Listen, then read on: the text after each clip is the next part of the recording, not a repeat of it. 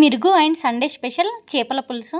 నిన్ననే video upload చేయాలి నిజానికి, కాకపోతే నిన్న నైటే వండుకున్నాం మేము, మార్నింగ్ అయితే వండుకోలేదు. ఈసారి చేపల పులుసు అయితే కొంచెం డిఫరెంట్గా చేశాను.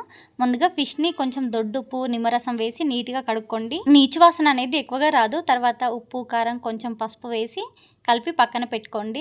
తర్వాత ఒక కడాయిలో 2 టేబుల్ స్పూన్ వరకు ధనియాలు, కొన్ని మెంతులు, అలాగే 1/2 టేబుల్ స్పూన్ వరకు జీలకర్రని వేసుకొని గ్రైండ్ చేసుకొని పక్కన పెట్టుకోండి.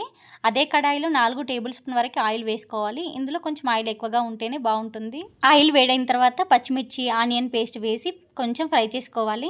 అలాగే అల్లం వెల్లుల్లి పేస్ట్ వేసుకొని పచ్చివాసన పోయేంత వరకు ఫ్రై చేసుకొని కొంచెం పసుపు వేసుకోవాలి. తర్వాత కారం ఉప్పు కలిపి పెట్టేసుకున్న ఫిష్ని వేసి కొంచెం కలపండి నెమ్మదిగా. ఇప్పుడు మాత్రమే స్పూన్తో కలపాలి. ఉడికిన తర్వాత జస్ట్ కుదుపుకోవాలి అంతే, లేదంటే ముక్క విరిగిపోతుంది. 4-5 నిమిషాలు సిమ్లో పెట్టేసి కొంచెం ఫ్రై అవనివ్వండి. తర్వాత చింతపండు రసం వేసుకొని మెల్లిగా కుదుపుకోవాలి. అలాగే ముందుగా గ్రైండ్ చేసుకున్న పొడిని వేసుకొని లాస్ట్లో కొత్తిమీరాకు వేసుకున్నామంటే మనకి చేపల పులుసు అయితే రెడీ అయింది. ప్రతిసారి లవంగాలు యాలకులు వేసేదాన్ని, కాకపోతే ఫిష్ కర్రీ లానే చేసుకోవాలని ఈసారి మసాలా ఏం వేయలేదు. నా ఫిష్ కర్రీ మీకు ఎలా అనిపించింది అనేది కామెంట్